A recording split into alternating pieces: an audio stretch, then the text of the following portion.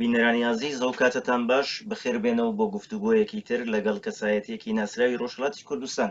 لە گفتوگۆی ئەو جارەدا گفتوگۆ لەگەڵ دکتۆر عەتا ریازی دەکەم. دکتۆر عەتا ریازی نووسەر و هەسووڕاوی سیاسیە و ماوەی 40 ساڵە لە وڵاتی فەرەنسا دەژی. کاک دکتۆر بەخێربێی بۆ ئەم گفتوگۆیە. مەمنون، ئیجازە بدەن منیش سڵامی بینەرانی خۆتان بکەم هەروەها کە جەنابتان و فرێک تەشەکورتان لێ بکەم کە منتان داوەت کردووە ئەمڕۆ بتوانم هێندێک بیر و باوەڕی خۆم سەبارەت بە هێندێک مەسئلە تایبەت بە کوردستان ڕوون بکەمەوە. زۆر سپاستان دەکەم بە بابەتەکەمان لەوە دەست پێ بکەین. لە چ تەمەنێک تێکەڵاوی کاروباری سیاسی بوون لە ڕۆژهەڵاتی کوردستان؟ کاک جەمال، من بەڕاستی بەهۆی وەک بێژیت تەمەنی 12-13 ساڵم بوو کە وەک بێژی شعوری نەتەوایەتی لە وجودما بەخاتر یەکسری پەیوەندی و مەسائل لەگەر مامۆ و شتی خۆڵا بوو لە وجودما بە وجود هات. یعنی من لە تەمەنی 12-13 ساڵگی بەڕاستی خۆم بە کورد دەزانی و ئاگاهیم بەوە پەیا کردبوو کە ئێمە میلەتێکی ژێرچەپۆکی بێگانەیە و دەبێت شتێک بکەین. ئەوە بۆتر وەختێک هەروە ئیرامەی بوو بەرحاڵ یاکە ئەو شعورە لە وجودنا هەرچێکە چوو گەشەی ئەگرتەوە بە تایبەت لەو دەورانە بەرەبەرە خەبەری شۆڕشی مەڵا مستەفا هاتە ئێران. هەرچی خەبەری بژی شۆڕشی کوردستانی ژێرچەپۆکی عێراقمە بیست فرەتر ئەو شعورە لە وجودنا شکلێگرت. بەرحاڵ ئەوەسە مەنزوو ئەوەسە من هەر بە منداڵی شعوری نەتەوایەتی لە وجودی منە شکلی گرت بوو. دوایەوە بەسەر بەخاتر یەکسری مەسائلی تر وەک بێژیت لە تەمەنی 16-17 ساڵگیە شتێکی وە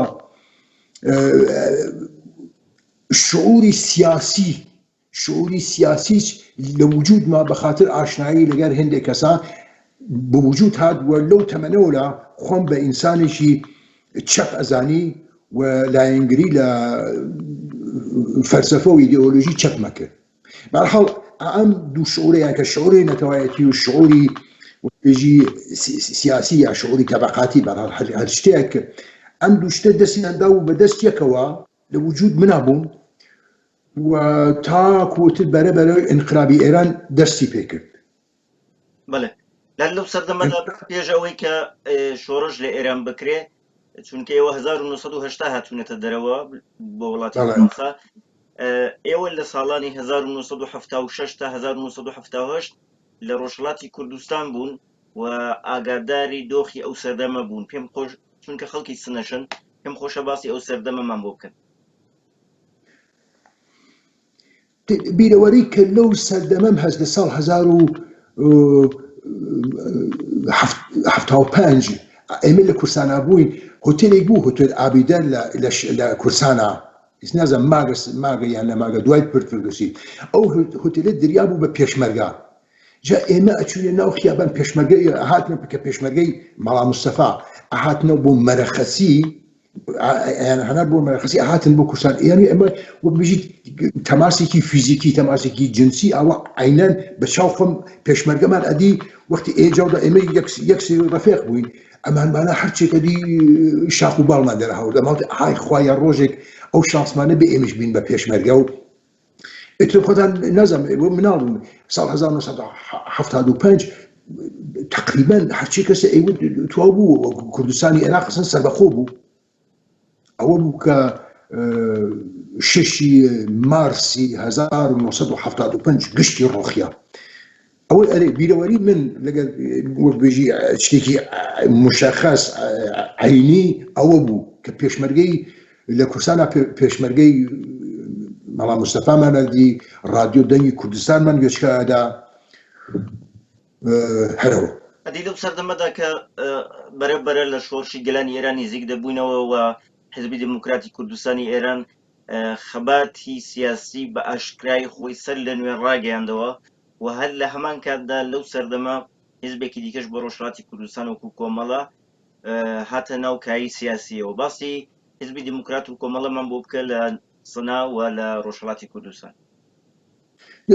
انقلاب 3-4 ساڵ دوایەوە کریا یان کە ساڵ 1970 من بەهر بە میلاد یەکەیەژم عادەتم کریا ساڵ 1970 ساڵ 1978 لە حقیقەتە انقلاب دەستی پێ کرد بوو انقلاب دەستی پێ کرد بوو و من یان بیرەوەرەیەکی کە مشخص و معەنم هەست لەو زەمانە من وەک بێژی بەهاری 1970 چوون بۆ سەروازی چوون بۆ جەڵدیان لە جەڵدیانە 3 مانگ 4 مانگ دەورەی سەربازیم دوایەوە ئێمە منتەقل کردیان چوونە ئەهواز من چوون کەفتمە ئەهواز ئابادان دەقیقاً لەبان جەزیرەی مینووەوە بوو ڕۆژێک لەوێنە ئەتر انقلاب ئالو وەختێک من دەورەی کلاس سەربازیم تواو کرد ئەتر انقلاب یعنی لە بەهاری 1970 ئەتر انقلاب هەرچێکە چوو بەرەی سندەوە گەشەیەک لە ئێرانە بەشێوەیەکی گشتی ئەوە بوو کە من کە چوومە گەیمە جەزیرە مینووە ئەتر ڕۆژ نەبوو کە خەبەری تەزاهوراتی خەبەری کوشتە و برینداری مەردم نەگەی بە ئێمە ئەو من ڕۆژێک حتا ڕۆژێک بیرەوەرێکی خاص بەر من لەبان جەزیرەی مینووە بووم جەزیرەی مینووش پردێک بوو کە ئەو پردی ئاخواتە بین ئەهواز و خۆڕەمشار ئێمە مەسئولی نیگابانی لەبان ئەو پردەوە بوو هەر کەس ئاهات ئێمە تواشای ماشینەکانمانەکرد کۆنتڕۆلمانەکردن بەمەلە هێنەوە ڕۆژێک سەعات 4 و 5 بوو لەبێنە دیم ماشینێک فرە هەر بۆ قان و ئەقیژن و ئەقێڕن و دەرێژن سینەما منفەجر کریا سینەما منفەجر کریا گشتیان هاتنەوە بەرەو جەزیرەی مینوو چون جەزیرەی مینوو نزیک سینەما بوون ئەچون بۆ سینەما لە ئابادانە لە حقیقەتە دوای مەسەڵەن 5 دقیقەی حاڵیم بوو کە ئەمە سینەما قسەی منفەجر ئاگرسوزی سینەما ڕەکسی ئابادانەکەن کە لەنیانە 450 نەفەر سووتیاتە من ئەو ڕۆژە نیگابان بووم لەبان جەزیرەی مینووەوە دوایەوە بینێکی پێ نەچوو ئەو جەریانە بوو هەرچێکە چوو خراوترە بوو ئێمە 4-5 سەرواز بووین بە قەوم مانگێک بەشۆنەوە دقیقاً تاریخی بەزان تاوسان بوو هەڵسان وتانێت دەرچی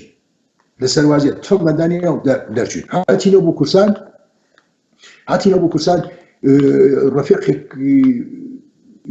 گیانیم بوو بەناو مزەفەر نامداری سێچکە هەست هەلە سوێدا مزەفەریش گەی بە چوون بۆ لای مزەفەر وتی مزەفەر چاک وتی منیش دەرچووم جا ئەو کەوتووە منتەقل بۆ سەر کورسان ئێوت ئەگەڕنی بەشۆمە چونکە ئەو ئەیان ناسیێتر لە کورسان ئیتر نازم لەگەڵ مزەفەر هەڵسان دەرچووین هاتینەوە مزەفەر شەوێکە هاتینەوە بۆ کورسان وتی ئەتا من ماڵێکی تیمی ناسم شک ئەوام ئەچین بۆ ئەو ماڵە خۆمان ئەشارینەوە ئێمە چوون و ساعت 1-2 نیمە شەو بوو گەینە بەر ماڵەکەی لە دیوارەکە کردمانەوە هەرچە تاقەمانەدا هەموومین کە خاوەن ماڵەکە بوو دەرگاکەی ناکردەوە چوینە ناو لە دیوارەکە خۆمان خستە خوارەوە و سەبحیا چوین و ئەتر بێدەم چونە جێگەی خەفتین و ناو ئۆتاقێک و سەبحیا هەڵسان چەدیمان 2 نەفەر ئێمە جوان بووین تر مەسەڵەن هەروان شکل و لیباس و قیافە و هەرچیشمانە جوانی بوو ئەوە 2 نەفەر پیاژی پوختە لەوێ نەبوو یەک نەفەری دانێکیان فرەشی توش بوو عینەکی دوودی بە چاوە بوو ئەو یەکی تریان نەزەم کەمێک کەمتر وەک بەرحەڵ جادا منیش بنیامێکی فرە کونجکاو بووم بەتەبێت لەو ئەمە تەمیشە بە هەر سوالێکە دێ ئاغایەوە ناودا چەند ئێمەتە ئەو وتی ئێمە هێنن بازرگانی هاتکین لە کورسانە تر خەریک بازرگانی دوایەوە ئەمان چوون ئێمە من وتم مزەفەر ئەمانە بازرگا جا مزەفەر هەرچی ئەوان قسەیەکردن مزەفەر فرەتر ئەکاوە زەردەخەنەی لێدا مزەفەر ئەیزانی ئەمانە کێن دوایەوە مزەفەر وتی ئەوە ئەوەیان کە شیرپوش بوو ئەوە ئەمیر قازیە ناوی ئەمیر قازیە ئەوی تریان کە کەمتر بەبێژی شیرپوش بوو ئەوە حاشمە کەریمیە حاشم خەڵک بە ئەناس ئەندامانی ڕێبەری حیزبی دیموکرات بوون چۆن ئەیتر دەوەکە ئەمانە تۆزێک ئەوە هاتبوون حیزبی دیموکرات سازماندەهی بدەنەوە جادا حاشم کەریمی و ئەمیر قازی مەأمور سنە بوون وەسە شتێک ئەو جۆرەی کە لێ حاڵی بوون چونکە هەرچی شتێک خۆمە ئەوە بوو کە من ئەمیر قازی و هاشم کەرمی چەند ڕۆژێک بوون ئێمە بووین ئەوانی شەڵسان چوونەوە جواتە بەعەتها کە من لەناو ڕۆژنامەی نازانم توودە بوو ڕۆژنامەی مردم بوو خوێندم هەر لەو دەورەوەرە بوو کە شەهید قاسملوویچ هەر لە مەرز عێراق حاجی عمرانەوە هاتووە و بوو ڕۆژنامەی مردم خەوەری بوو دەقیقەن هەر لەو دەوروەرگەرە بوو ولی بەرها ئەوە کە ئێمە چوێتت ئەوە لەگەر ئاغای ئەمیر قازی ئاغای هاشم کەریمی کە ئیتر درۆرەکەم هەرتیان زیندوون ولی دەستیان لە کار کێشاوێتەوە لە حیزبانین شتێک وە باز وەک بژی باز سەرۆکی پارتی سەربەخۆیی کوردستانە و کاکەشمی کەریمیشە لە سیاسیە ئەگەر بتمانەیە باسی ناوخۆی سنەمان بۆ بکەی لەو سەردەمەدا کە ئەوە گەڕانەوە من بە شخص ئالەگەرە و ئاشخاص ئابۆ شێوە ئاشنا بووم ئیتر مردم لە کوردستانەتر بەرەبەر هەرچێک ئەچوو وەکبژی تەزاهورات و خۆپیشاندان هەر گەرمترە بوو ئەچووە بەرترەوە لەو زەمانە شتێکی هێشتا کۆمەڵا خۆی عەلەنی نەکرد بوو گروهگەرێک بوون بەیان بەخۆیان حتى جەمعیەتی هیچ دێرتر خۆی ئاشکار کرد جەمعیەتی دفاع ئەس ئازادی و ئینقلاب شتێک دروست کریا بوو ناو جەمعیەتی دفاع ئەس ئازادی و ئینقلاب ئەوانیش دێتر ولی بەر لەوە هەر من جوانگەرێک کە لەگەریانە لە ئێرتباتا بوو مەیاوت ئەرێ ئیمڕۆ تەزاهوراتە هەڵسی نەچین نەمەکرد ولی شتێکی مشەخصەوە ولی بەعەتها بوو وەک مانگێک بەر لە ئەوەی کە خۆمێنی بێتەوە شتێک وە کە شتێک جەمعیەتی دفاع ئەس ئازادی و ئینقلاب کە ئەو شەهید سلێخ کەمانگەر و فرێکتر کە تیابوون دروست بوو یعنی دوایەوە منیش خۆم وەکبژی رابطەیەکی پەیوەندیکم لەگەر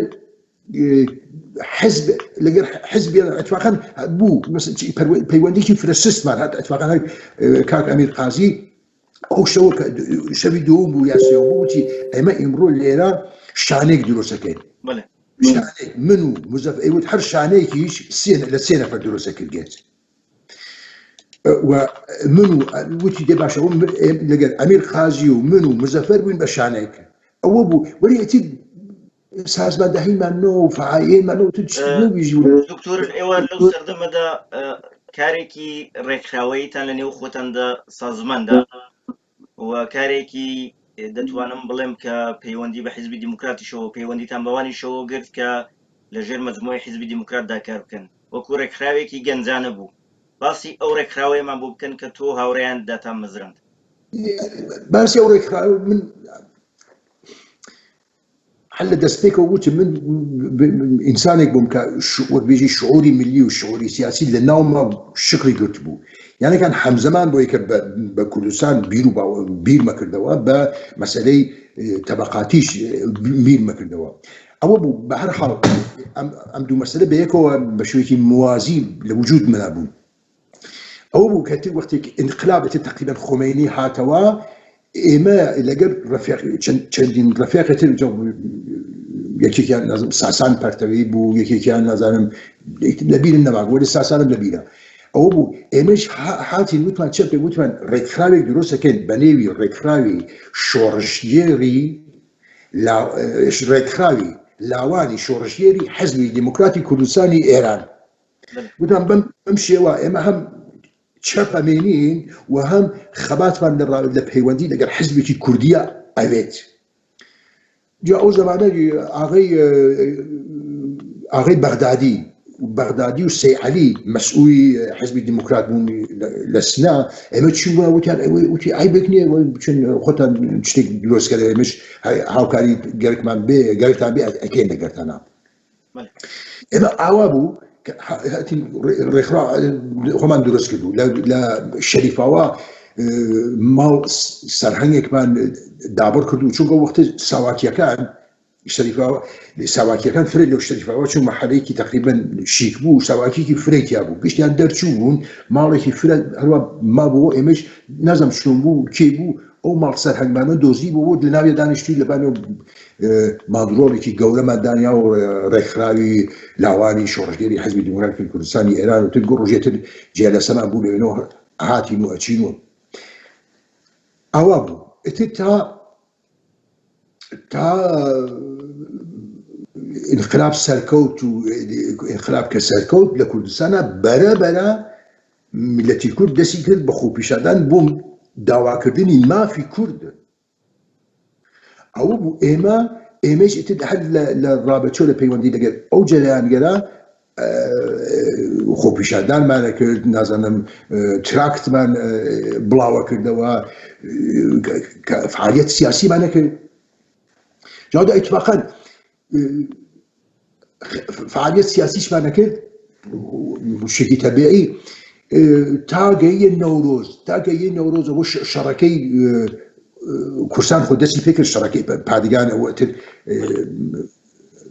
ئاغای مفتیزادە پادگانی دا بە پاسدارەکان ئەی چۆن دوایەوە مردمی سنای بێ ئەوەی کە سازماندەهی کریابێت ڕژیا بوونە دۆ پادگان و ئەگەریکە بوو پادگان هێنکرد هەر کەسیش ئەچوو بۆ پادگان جا وەختە جەمعیەتی دفاع از ئازادی و انقلاب قەشەنگ هێنی بوو فعالیەتی بوو جەمعیەت دۆر پادگانی کرد و حەزب دیموکراتیش هاتبوو دۆر پادگانی کرد و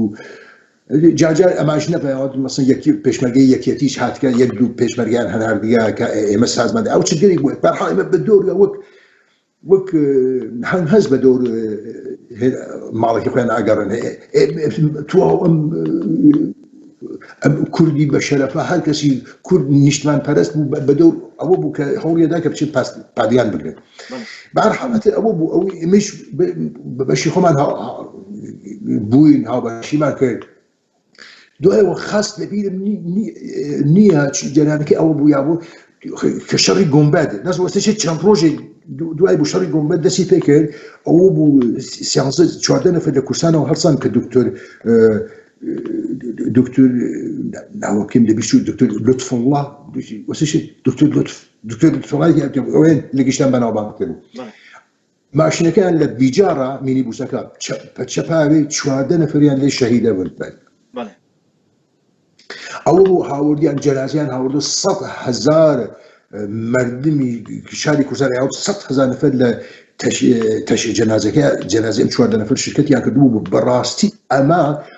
بوو بە یعنی ئەم جەریانی شەهید بوونی ئەو 14 کەسە بوو بە سیمانێک و میلەتی سنەی ئاوا کۆ کردەوە بە دۆر خۆیان دوای ئێوە هەڵمەتێکتان و ڕێخست بۆەوەی سەردانی گومبەت بکەن لەگەڵ هاوڕێیانتان شتێکی ئاوەش لە ئارادا بوو من بووم لەگەر ساسان بوو چەند نەفەرتر بوو وتی حەسان حەت بەوەی کە ئەمە هێنان کرد ئێمە وتوان حداقل لە کوردستانە مردم ماشینێکمان وانێتێکمان بوو بە دۆر کوردستانە ئەگەڕیاین خواردەمەنی برنج قام ڕۆن هەرچێک وای جەممانە کردەوە نازانم باوەڕکەن لە کەمتر لە 48 ساعەتا ماشینێک 5 تونیمان پڕ کرد لە خاوەرێک بوو پڕ کرد لە خاروبار دوایەوە ئەوە کوڕێک بوو وتیان دەکێشی من وتم من ئەچم کوڕێکیش بەلوچیش هاتوو بوو کوردستانەتر بە دۆر ئەم سازمانگەری ئاشەکە ئەتفاقا لێ نەبوو دیاڵە منیشتێن ئەو من بووم ئەو کوڕە بەلوچە بوو لەگەر شۆفێرەکە ناوەکەم دەبی و چووە سەوەری ئەزانم شاگردەکەی ناوی $1 بوو 4 نەفەر بووین ئاغا ئێمە هەڵسان چوین جا ئەو کوڕ شۆفێرە بنیامێکی ئەتی تەجروبەی نەوەڕوا کەمی فرە بە خۆیان ئەنازی و ئەم شتێرە بەرحەڵ ئێمە چوین سەفح کەفتینە ڕێگەی لە کورسانە چوین ئەزانم گەینە بەر بابۆل جادە گەینە شۆ بوو گەینە بابۆل چوینە بەر قاوەخانەیەک وێسایت قاوەخانەکە بەسیا بوو سەعات نازم 12 شەو بوو یەک بوو ئێمە چوینە بان ژێر چادرەکە لەبان خاروبارەکە چوانەکەی خەفتین و سەفحەیە هەڵساینەوە چوینە ناو قاوەخانەکە ئەو شۆفێرەکە هەڵسا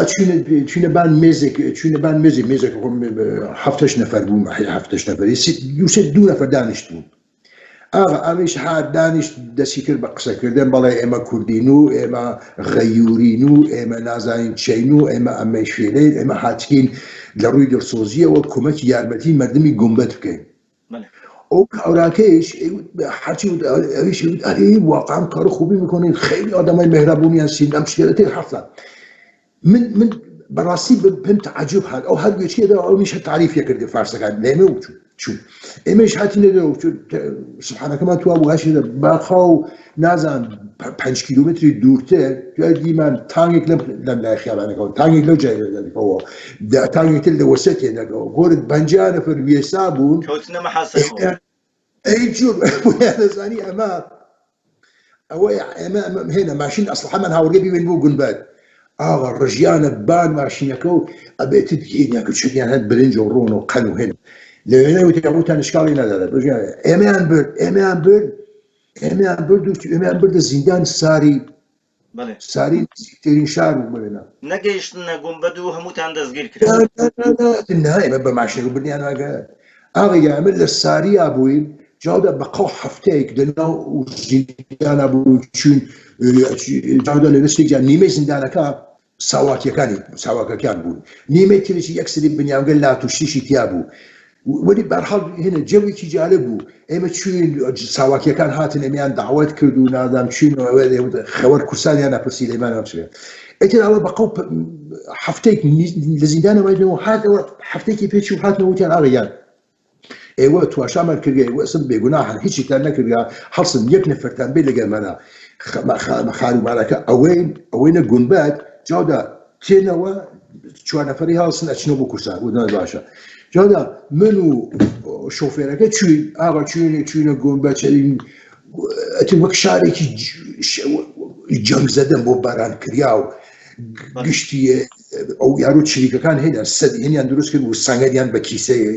ماسا لە هەرچێکێکە دروست کرد بوو لەبان داودی داست بوو چەکوش بووە ئەتر ئێمان هەروە وتیان دوای منە ئێمان بردوتە لەبەر شارەداریە وتیان ئەمە دابنێن دامان خۆزاند و هاتینەوە لای پاسداری گەرباناوە من بووم شۆی واتە بارەکەتان گەیاندە ناو شاری گومبەت ئەری شار کەوتووە دەست پاسدارەکان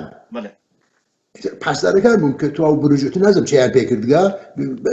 برنج و ڕۆن و هەرچێ کەوتە دەست پاسدارەکانت دوایی چۆن گەرانەوەستنە ئێمە وتن دوایەوە هاتینەوە بۆ زیندان هاتینەوە بۆ زیندان ساری لەوێنە ئاڕێگیان خوا حافظ و هەر بچۆرەوە کاکەماڵ ئەمە داستانێکی فرە جالبە من 4 مانگ بە شۆن ئەوە حاڵی بووم ئەمە بۆچی ئێمەیان هەروە ئازاد کردگە 4-5 مانگ بە شۆنیان ئەتر هیچ ئێمە هاتینە بۆ کورسان و فعالیەت و هەروە تەزاهورات تراکت ئەم شتێرە ئەتر کورسانەتر ئەوجەریان باشە دکتۆر ئێوە لەو سەردەمەدا کە خەریکی کاری سیاسی بوون لەلایەن خەڵخاڵیشەوە یەکێک لەو کەسانە بوون کە حکومی ئەعدامتان بەسەردا سەپێندرا هەرێ ئەتی ئیجازە من تێم ئەهێن گوتم ئێمە ئەوە نەورۆز بوو ئەتر نەورۆز بوو تا ئەوسانە فعالیەتمان کرد چوین چێماکە چوین یەکێک شتێکی جالب کە کردمان ڕاهپەیماییەکەی مەریوان بوو لە کورسانەوە بە هەڵسان کەفتینە ڕێگا بە قەو نەزم هەفتێکی گەین بە مەریوان و چۆن لە مەریوانە ناو ڕاهپەیماییەکە هەفتێک توری گەژاتر ئەجێ چوینە مەریوان و هاتنەوە فعالیەتگەری بوو کە بوومان ئەتر ئەوە بوو 28 مرداد کە دەوڵەت حکمی دا کە بچن کوردستان قەتڵعام کرد حکم قەتڵعام کوردستانیان دەربڕی ئەوە بوو خەڵخاڵی 28 مرداد هاتە سنا لە سنا ئەو 11 نەفەرە بوو کە لە فرودگا ئەعدام کردیان ئەوە کرد لە مەریوانە ئەعدامیان کرد بوو لە سەقزا یەکسری تریان ئەعدام کرد لە زیندان دیزڵابات کرماشانە یەکسریان ئەعدام کرد لە پاوە خەڵخاڵی هێلیکۆپتەرێکی بوو بە تواو شارەکانە ئەگەڕیان ئێوەش لەو کەسانە بوون کە حکمی ئەعدامتاندا بەسەردا سەپێندرا هەری چا ئیجازە بە ئەوەیان کە گرت ئەو 11 نەفەر ئێمە وتمان إذا خو فريقش درشون إما وتكست إما خو الناس نازل إما شخوت شاري خو كسر نعمل نفسي إما الكوسانة دانشتوا دا حد نجر أو خفقانا ما ينوو تسمع كل بفعالية ومشكل أو أبو حفتيك بشون إعدام كرياني أو يعزل فلا لكوسانة أو يخشالي ويعزل فلا من جيريان دەستگیری کرد بردیان بە قەوت 48 ساعت شکنجە ئەو شەو بوو ساعات خانەوادێکی جاش بوو گەرەکم وێنە ناوەکەی بێژم منیان گرت ئەو خانەوادە جاشە منیان تەحویل پاسارەکاندا جادۆ ئەو شەوە ئینفجارێکی عەزیم کریا بوو نازانم تو ئەو پاسارەکان ڕژیا بوون دۆر ئینفجارەکە ئێوە باوە ئەمە وەختمان نییە ئەمە هێنکەین منیان تەلێفۆنیان کرد لە ژاندارمەری ئەو شەوە منیان بردە ژاندارمەری خەسراوە شەوی ماوەوە سەقیا ژاندار منی بردە باشکا ئاغا لە باشکا چون لە ڕۆژ هەرچێکیانەکە ئەوە خۆ چەت کرد ئەیان دارێن ئەمیان کوشت ئەمیان بڕ ئەمە باوەگە من هیچێکم نەکردیا من ئەوە لە ماڵ میمکەم بووم خەریک بووم ئەچمەوە بۆ ماڵەوە ئەو دەنگ ئەو تەقەمە ژنە منیش ترس هەڵمیگرت دەرچووم بەخاترەوە زە دەرەچوو دوایەوە ئێوە نا تۆشی ئیقرار کرد بجێ ئیقرار بە چێ بکەم عەزیزی من ئیقرارێکم نییە ئیقرار چێ بکەم یان هەویست ئەو کارەی زارە بخەنە جاود هەر ئالە و زمزمەی شەکنجە بوو رادیۆ کورسانە ناو منیان پەخشە دەوتی ئاغا یەک تێرۆریستمان گرگە بەناو عەتای ڕیازی هەرکەس شاکیە لەو بێت شکایەت بکات چونکە مانەگەرێکیان بوو بەهانەیەکی قانونی بدۆزنەوە کە بێژنەوە چ ئەعدام کریاگە و ئەم کاریە گرگێتە هیچ کەس خۆ تەبعات چی نەقاتڵ بووم نە دەست بووم نە هێروئین فرۆش منە هیچ خۆی کێ بچێت شکایەت لەمە بکە ئەتر ئەوە بوو منیان دوای 24 ساعت شکنجە بردە فرودگایش ئاغای خەڵخاڵی دوای هاتەوە خەڵخاڵی کەمێک هێنەکە منیان نیشان داوتی ئەمە تێرۆریستە و نازانم بهێنەوە ئەمە گردگمانەوە تازە نەقشەی دوکان فڵانە دوکان تریچی بوو قەرار بووگە ئەمە سۆزی ئەمە ئیمشۆ ئەمەیانە منفەجر کردگە قەرار بووگە ئەی باوە عەزیزم ئەمە چە سەر قسەیە ئەتر هیچێ ئەوە بوو خەڵخاڵی کەمێک منیان بردە لای خەڵخاڵی سەرحەگێک ئەرێ لە فرودگا تەمەنتان چەند ساڵ بوو دکتۆر تەمەنتان چەند ساڵ بوو تەمەنتان چەند ساڵ بوو تەمام 20 ساڵیش نەبوو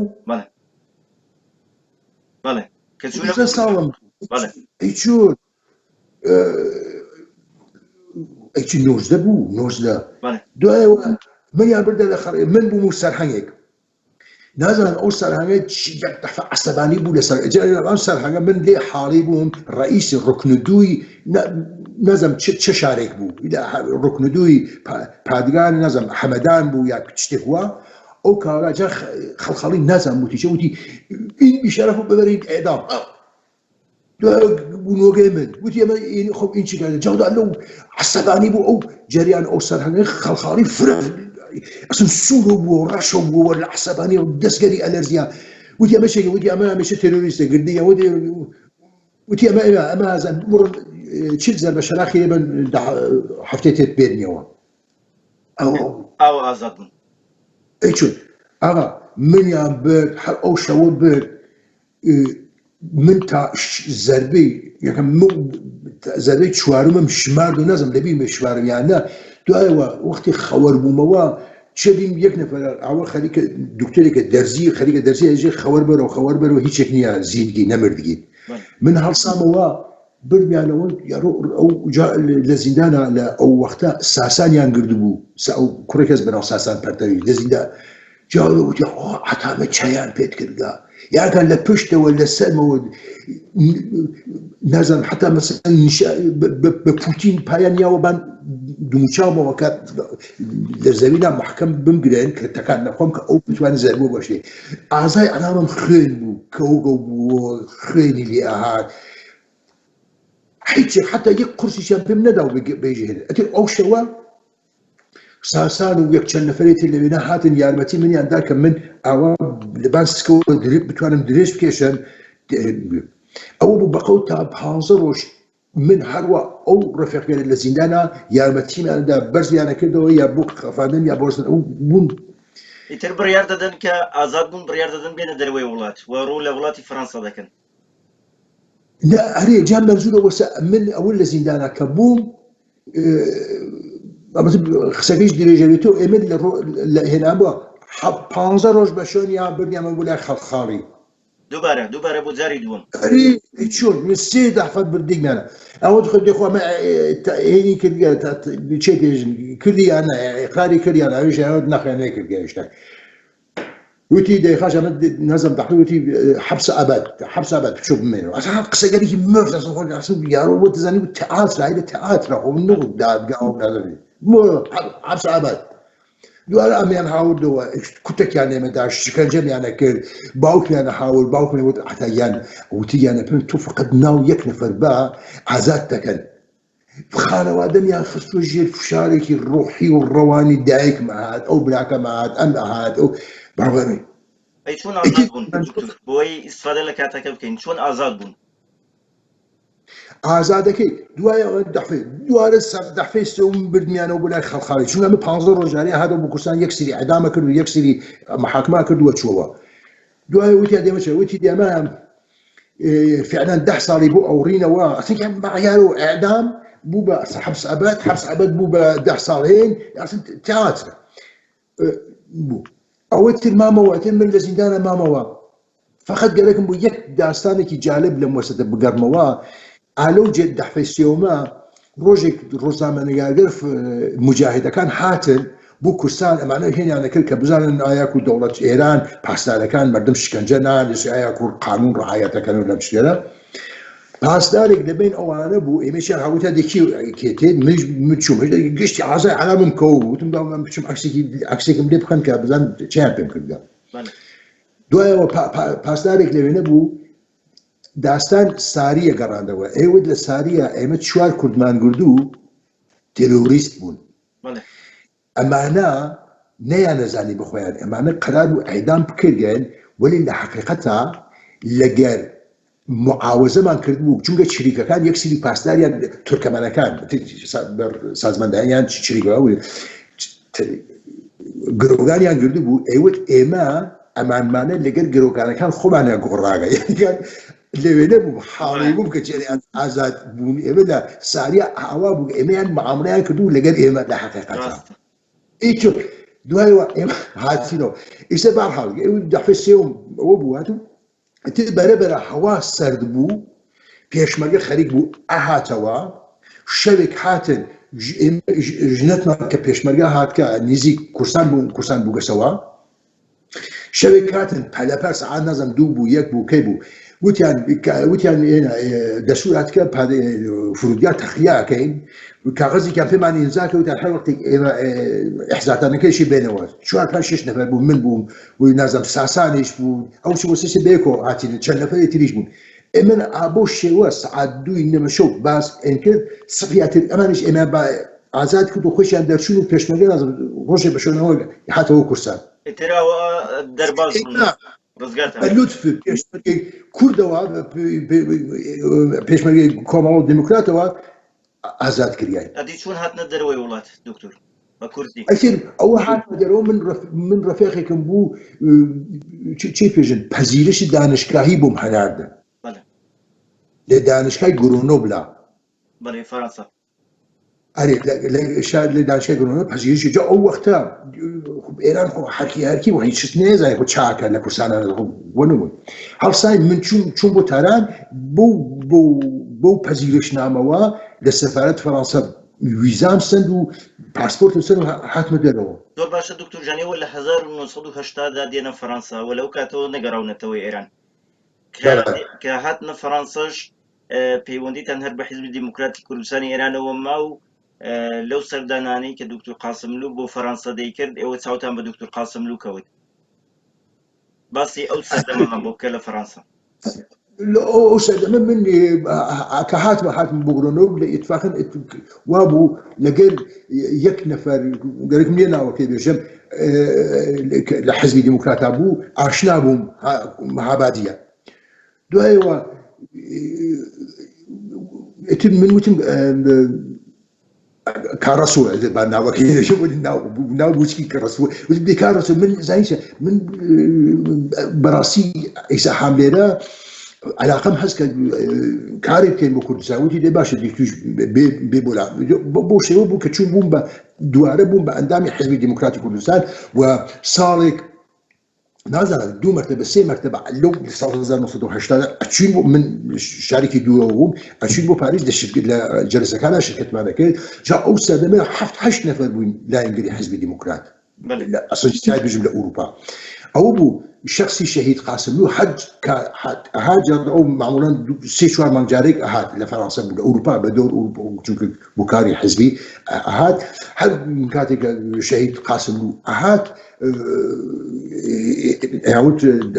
دعوتنا انا كده يعود كارسون نامي بو معناته بريتش بو معناته يعود بي او جلسه مع الهسط على روش مش صادق سي شوار دحبه ابوش الوقت شوم وحد دحبيكيش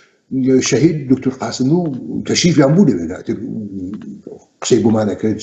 جرياناتي ما شرح دا ابوشي وقري ما ويك هل بجير درابون وكو نوينري خندكاران يعني وكو تونا برسايتك اشتان ورقربو دقل كاق عزيزي مملي بغي اتفاقد حدو الجلسي اول ابو يا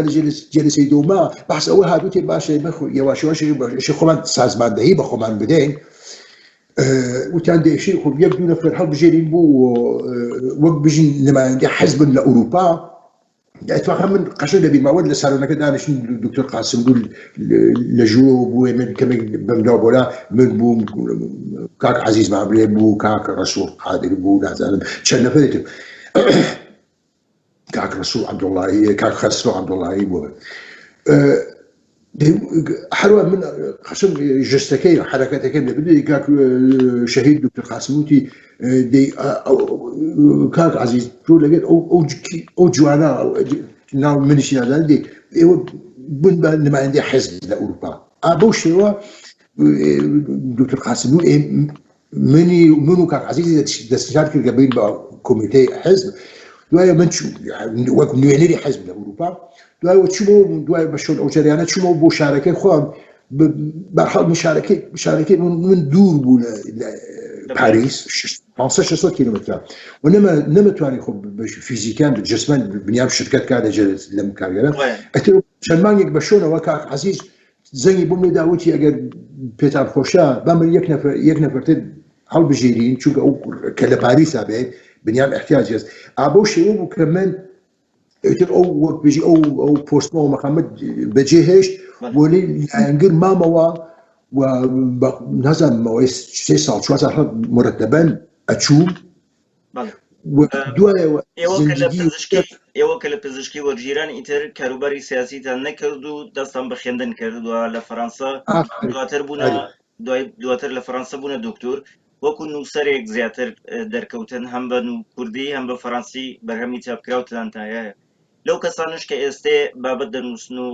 وەکو ڕخنەگرێک و هەڵگری بیری نیشتیمانی و لایەنگری پرسی سەربەخۆی کوردستانن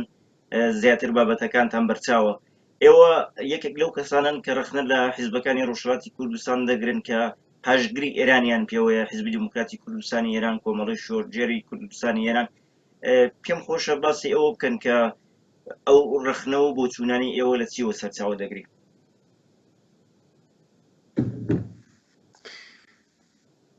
تواشاکەن کاک جەماڵ من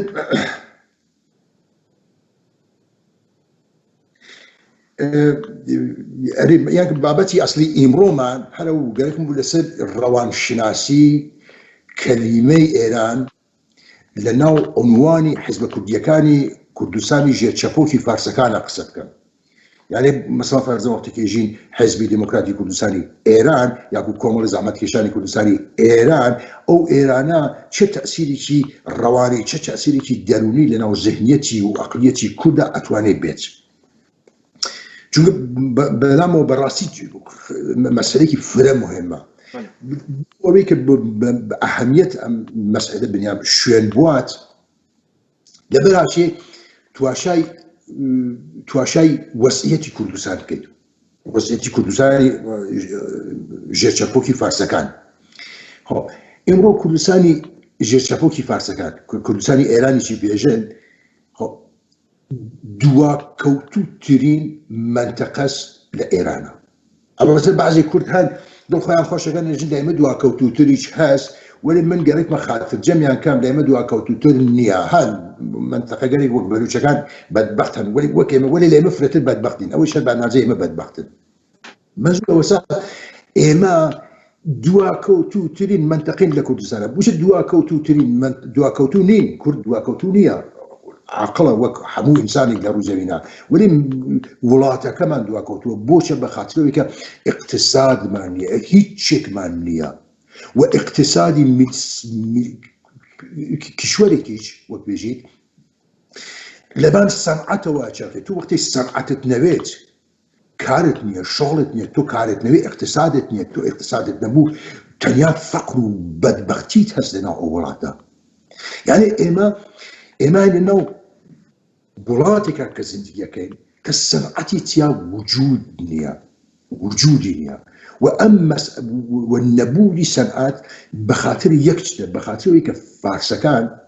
بڕیاریان داگا کە بە هیچ وجه من الوجوهێک لە کوردستانە سەنعەت ناوێ شکل بگرێت ناوێک سەنعەت بەرپا بێت چونکە سەنعەت وەختی تو کارخانەدانی لە پاڵیا تەکنۆلۆژی گەشاسێنێتەوە لە پاڵ تەکنۆلۆژیا علم گەشاسێنێتەوە بۆ گەشەدانی علم ئەشت و دانشگا دروستکەی بوو ئەوەی کە دانشگا بۆیتە ڕێگەوە ئۆستاد پرۆفێسۆری هەرچی بواری علمی و زانستی و لە تواو دنیا بێن بڕژگەن لە مەسەلەکە تو ئەگەر ئاوا بێ منتەقەکەت ئەسن یعنی بەرەو ئیستیقلالە چێ نیە تۆ گەرەکەت بێ شتێکی وا بکەی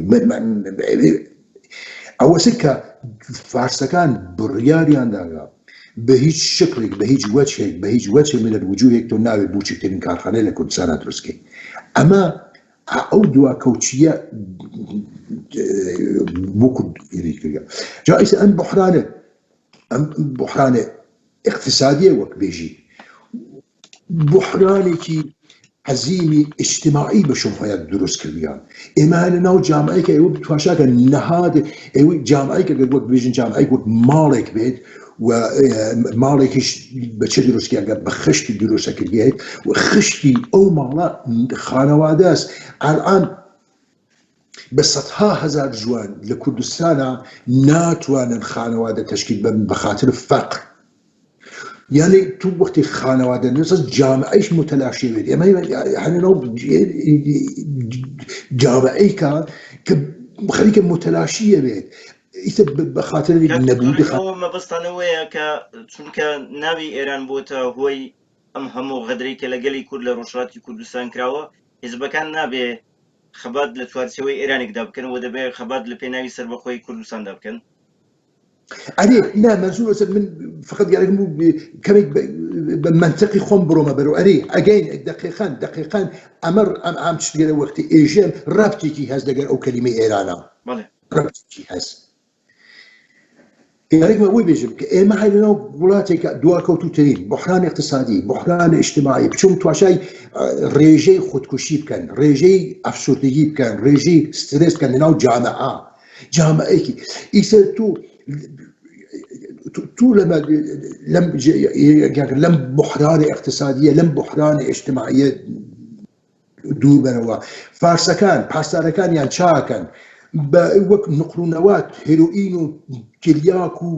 شیشە و لەناو جامعە لە کوردستانە بڵاوەکەنەوە من دەری نایرم هەرچێ کەسە هێژێتی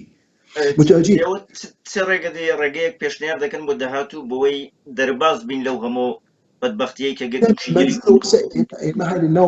هاینە ناو جامعەیەکە فارسەکان بەرنامەیەکیان هەست کە گەرێکیانە ئێمە نابود بکەن. یعنی مەسئلە ئەوەسە مەسئلەی ئەسەن خەریکن لە نظر فەرهەنگیەوە فرێک شتیمان نابودی حتا گەرێکیانە جسمانیش نابود بکەن نەمێنێ ئەسن نەمێنین. مەسئلە ئەوەسە مەسئلەی بوون و نەمانی کوردە متوجه. و ئەم مسألة چون بێژن شهید پێشەوە قازی نا 75 ساڵ بەر حربەمێکە هاتە مەیدان حالی بوو ئەیزانی ئێمە میلەتێکین ئەمانە بە نابودی ئێمەیان گەرەکە ئێمەیان خستکەزە ژێر چەکمە و چەپۆکی خۆیان و تەنیا ڕێگەی حەلی ئەم مەسئلە ئەوەسە لەژێر چەپۆک بیتە دەرەوە توا بوو ڕێگەیەکت نییە و 75 ساڵ لەمەوبەر 75 ساڵ لەمەوبەر شەهید پێشەوا قازی بە شتێکی شوێنی برد بوو یەکێک ئەوەی کە ئەشێ لە ژێر چەپۆک بینە دەرەوە و بوو ئەوەی کە بتوانین لە ژێر چەپۆک بینە دەرەوە ئەشێ بە مەوزعی قودرەت بگەین مەوزعی قودرەتیش چاس ئیرادەی میلەتەکەتە تو میلەتێک ئەگەر تو 100% میلەتی کوردت لە پشت بێ گشتیان بێژن ئاغا ئێمە ئێتر چەپۆکمان گەرەک نییە 24 ساعەتە وڵاتەکەت ڕزگارە کردگێت ئەمە شتێکە با بنیام پەراوێزی شوێنەچی تواشاکەن کاتالانەکان هەرمە 2 ساڵ 3 ساڵ لەمەوبەر ڕێفۆرانمەیە من کاتالان چووگم کاتالان ڕەفیق کاتالانیشم هەست ئەوەیان لە مەدرسەی کاتالانان گوێچکە بن لە هەفتەیەکە 4 ساعت دەرس ئیسپانیاییان هەست یعنی ئەمانە تقریبا مستقلن بارسلۆنا گەڕیاگم دافێک نازم چوو بنەوە محەلەیەک وزارة الدفاع وزارة الفرهان وزارة النظام سنقول موزين دولتي قسم دولتي كبوخي مع الوصف أو اختيارات أو إنجرك أو حقوق مع الوصف حقوق أو ما فك حسيان جنا بابا يا إما قالك ما نيجي شافوكي إسبانيا يدمني نوا إما شيء بتشي أو واجن باسكا كان يجي سكاتلاند بتشوف أبا يعني لبند سكاتلاند و اسكناسكان لايكي هن اسكتلندا لايكي هن دولة بريطانيا حتى بريطانيا زرقم منزولوس راضي خود مختاري اوانا تشنك حتى لبان اسكناسا و نيمي اسكتلندا اوانا جلنا خير بابا اما قالت ماني لجي تشابوكي ايوا بمينينا بوتشا بالحال منزولوس اما الشهيد بيشوا قاضي اما يا كشف كردو كشف تشتكي عقلانه بوو خۆ شتێکی فرە سادە بوو های لە ژێر چەپۆکە چاشی بیتە دەر تواو بڕیاوە ئەوە بوو شەهید پێشەوا قازی هات ناوێکی بوو هات وەسیلەیەکی دروست کرد ئەو وەسیلە حیزبەکەی بوو هات ناوێکی بۆ هەڵبژێرا و ئەو ناوە لە 3 کەلیمە دروست کریا بوو حیزبی دیموکراتی کوردستان ڕیچۆن قازی محەممەد حیزبی دیموکراتی کوردستانی دروست کرد بوو حزب بوشتشغلو دسادم مدير بوني خباتكي اگر چو تعيسا كرد هر خباتي عشيرتي اكرد ومشري بدنا متوابو اسم حزبي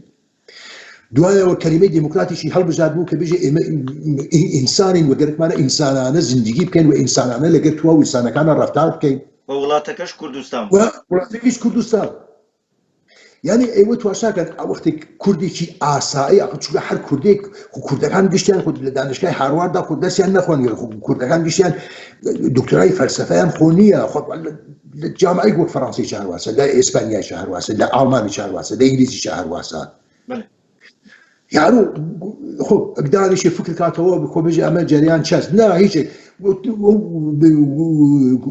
هاوڵاتێکی ئاسایی احتیاجی بە پەیامێکی سادەی هەست وەختی هاوڵاتێکی ئاسایی ئەژنەوێت حەزبی دموکراتی کوردستان یعنی ئێژێت ئەرێ من تێبەچم کوردم و بۆ کوردستان کارەکەم بۆ تواو ڕیاوە بعدها هەر ئەمە بوو بەخاتر بە لوتفی ئەم ناوە بوو شاید بێژم کە پێشەوا قازی توانی ئەو کارە بکات کە ئایسەیەک دوژمن ئەلەرزێتەوە یعنی کان پێکە هاوردنی کۆماری کوردستان دوایەوە مەسەلەکە هات ئەوە بوو لە ساڵگەری 60 یەکسری عەدەیەک ڕۆشنفکری کورد هاتن و حزبی دموکراتی کوردستانیان گردەوە دەست و وتیان بوو ئەوەی کە ئێمە نازانم یەکسری ئستیلالگەرێکی کردو بۆ خۆیان وتیان بینە ئەمە کەلیمەی ئێرانی پێ ئیزافە ئەکەینە حزبی دموکراتی کوردستان ئەکەن بە حزبی دموکراتی کوردستانی ئێران دوایەوە حتا چون شعارێکیشیان مەطرح کردبوو ئاوت دیموکراسی بۆ کورد و ئێران یعنی کورد لێرە خەباتەکە بۆ دیموکراسی بۆ ئێران دروست بکات دوایەوە دیموکراسی بۆ ئێرانیش دروست کریا خۆ شتێکیشان بە ئێمە ئینشاءڵڵا مەسەلە وەسەت وەختی کوردێکی ئاسایی کوردێکی معمولی وەختی ئەو ناوە ئەژنەوێت يجي بابا يجي حزب ديمقراطي كردستاني ايران يعني ايمان متعلق بايران لان حياته خو ام قشتا نقلكو بوشي بتشي خو بين بكشتا هرجر بوشي دسته دمنين متعلق بايران بوشي خشيت نوغين بتشي خو ماشي خوش ما بين بكشتا بله يعني او وقت كلمه ايران كلمه ايران بعنوانك زياده كي او كرد او لذهن إيادي أو كرد سستكاتوا. ئێوە پێتان باوەڕی ئێوە ئەوەیە کە هەر تاکێکی کوور دەبێ ناوی ئێران و عێراق و تورکیە و سووریە لە مێشکی خۆی دەرباوێ وەکو تاکێکی کوردستانی کار بۆ نیشتمانەکەی دقیقاً چونکە ئەو کوردەتێت بەرحاڵ تی عقلی ئەزیزی خۆ با ئەم گشتە هاتکن بە هێنەکەن خەریکن ئێمە بۆ ئێران کارەکەین لە حەقیقەتە مسئلەی شتێکیش بەدبەختیە ئەوە تو هاو بەدبەختیەکانمان لە ئێرانەوە تێت وەختێک لە نەزەری ڕەوانشناسیەوە ئەو مەسئلە تەجزیە و تەحلیلەکەی ئەسڵ دەوێتێت شتێکی ئەسڵ متەزاد لەناو ئێنا سەرچاوکەی بەدبەختی لە ئێرانەوە ئێران فارسەکان بۆ حیزبەکانی ڕۆژهەڵاتی کوردستان لێبورێن پێشنیارتان چییە بۆ حیزبەکانی ڕۆژهەڵاتی کوردستان پێشنیار مەوەسە فقط ئەگەر یەک لەحزە وەخت بێت من فقط گەرەک موچی تێبێژن ئەوە توشای هێنەکەم پەنجەکەیمان ماگە من وتم وەختێک تو کەلیمەی ئێران ئەلکنیتە ناو عنوانەکەتە ئیرادەی تو بە ئیرادەی میلەتی خۆت احتیاجت هەست ئیرادەی میلەتەکەت زەعیفەکەیتەوە و ئیرادەی میلەتەکەت لاوازەکەیتەوە مردمی سەرلێشێویا و ئەوەن و دقیقەنی شەرواسە ئێوە لە نەزەرا بگرن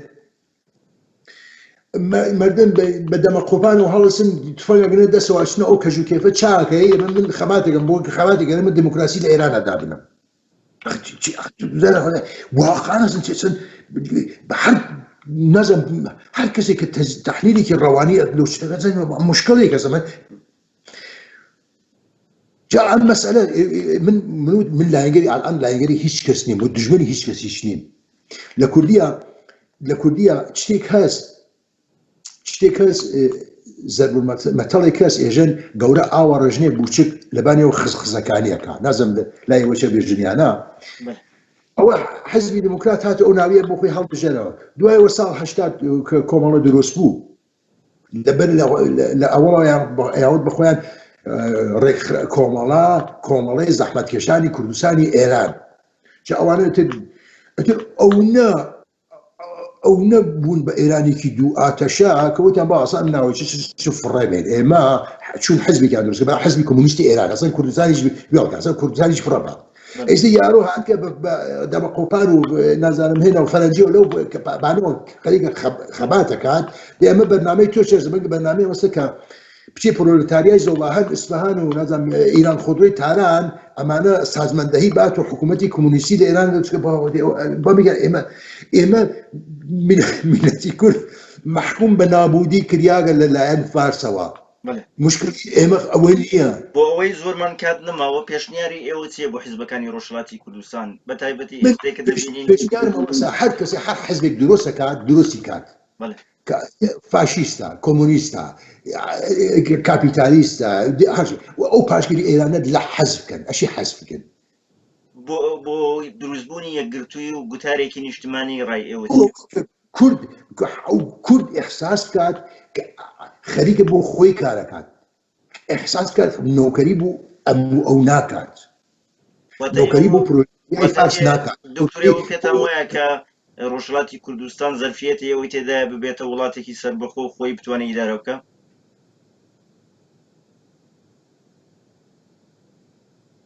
تواشاکە ئەسڵ ئەم مەسەلەی بخۆی بتوانێت ئیرادە بکات ئەمە گشتی بەحاناس ئەمە گشتی درووە ئەمە گشتی دەڵاساس ئەڵەیان ساڵ نازانم کەی بوو 1975 بوو 79 بوو ئەلۆ دەور وەرگەرە ئێریترا منتەقەیەک بوو لە ئەتیۆپی جا ئێسمەە لە برسیان مردگەن بزانین بزانەوە یانچە